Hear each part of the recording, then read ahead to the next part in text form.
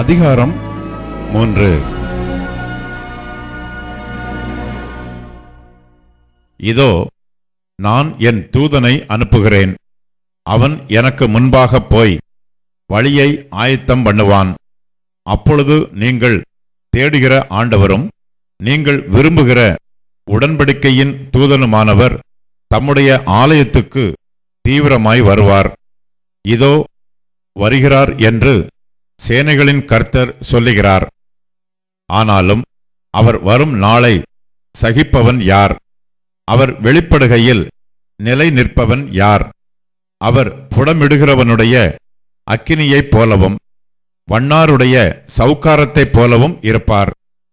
அவர் உட்கார்ந்து வெள்ளியை புடமிட்டு சுத்திகரித்துக் கொண்டிருப்பார்.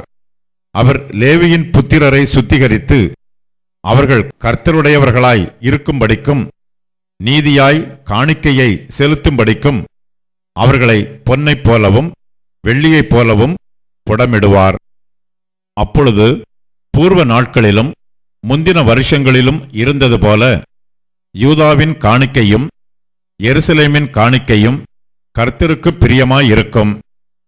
நான் நியாயத்தீர்ப்பு செய்யும்படி உங்களிடத்தில் வந்து சூனியக்காரருக்கும் விபசாரருக்கும் பொய்யாணை இடுகிறவர்களுக்கும் எனக்கு பயப்படாமல் விதவைகளும் திக்கற்ற பிள்ளைகளுமாகிய கூலிக்காரரின் கூலியை அபகரித்துக் கொள்ளுகிறவர்களுக்கும் பரதேசிக்கு அநியாயம் செய்கிறவர்களுக்கும் விரோதமாய் தீவிரமான சாட்சியாயிருப்பேன் என்று சேனைகளின் கர்த்தர் சொல்லுகிறார்.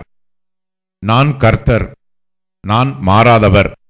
ஆகையால் யாக்கோபின் புத்திரராகிய நீங்கள் நிர்மூலமாகவில்லை. நீங்கள் உங்கள் பிதாக்களின் நாட்கள் தொடங்கி என் கட்டளைகளை கைக்கொள்ளாமல் அவைகளை விட்டு விலகிப் போனீர்கள். என்னிடத்திற்கு திரும்புங்கள், அப்பொழுது உங்களிடத்திற்கு திரும்புவேன் என்று சேனைகளின் கர்த்தர் சொல்லுகிறார். நாங்கள் எந்த விஷயத்தில் திரும்ப வேண்டும் என்கிறீர்கள்? மனுஷன் தேவனை வஞ்சிக்கலாமா? நீங்களோ என்னை வஞ்சிக்கிறீர்கள். எதிலே உம்மை வஞ்சித்தோம் என்கிறீர்கள்? தசம பாகத்திலும் காணிக்கைகளிலும் தானே. நீங்கள் சபிக்கப்பட்டவர்கள். ஜனத்தாராகிய நீங்கள் எல்லாரும் என்னை வஞ்சித்தீர்கள். என் ஆலயத்தில் ஆகாரம் உண்டாயிருக்கும்படி தசம பாகங்களையெல்லாம் பண்டசாலையிலே கொண்டு வாருங்கள்.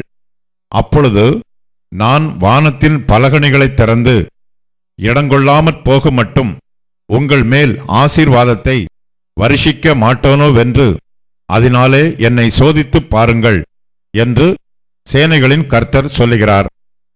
பூமியின் கனியை பட்சித்து போடுகிறவைகளை உங்கள் நிமித்தம் கண்டிப்பேன். அவைகள் உங்கள் நிலத்தின் பலனை அளிப்பதில்லை.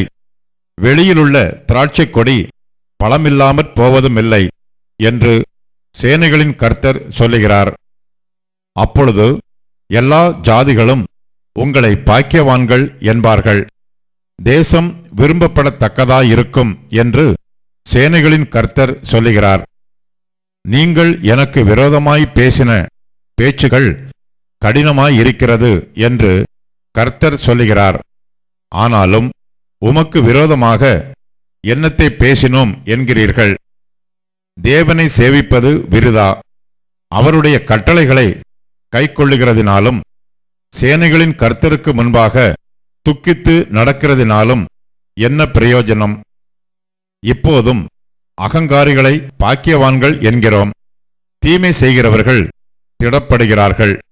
அவர்கள் தேவனை பரீட்சை பார்த்தாலும் விடுவிக்கப்படுகிறார்களே என்று சொல்லுகிறீர்கள். அப்பொழுது கர்த்தருக்கு பயந்தவர்கள் ஒருவரோடொருவர் பேசிக்கொள்வார்கள். கர்த்தர் கவனித்து கேட்பார். கர்த்தருக்கு பயந்தவர்களுக்காகவும் அவருடைய நாமத்தை தியானிக்கிறவர்களுக்காகவும் ஞாபக புஸ்தகம் ஒன்று அவருக்கு முன்பாக எழுதப்பட்டிருக்கிறது. என் சம்பத்தை நான் சேர்க்கும் நாளிலே அவர்கள் என்னுடையவர்களாயிருப்பார்கள் என்று சேனைகளின் கர்த்தர் சொல்லுகிறார். ஒரு மனுஷன் தனக்கு ஊழியஞ் செய்கிற தன்னுடைய குமாரனை கடாட்சிக்கிறது போல நான் அவர்களை கடாட்சிப்பேன். அப்பொழுது நீங்கள் நீதிமானுக்கும் துன்மார்க்கனுக்கும் தேவனுக்கு ஊழியம் செய்கிறவனுக்கும் அவருக்கு ஊழியம் செய்யாதவனுக்கும் இருக்கிற வித்தியாசத்தை திரும்பவும் காண்பீர்கள்.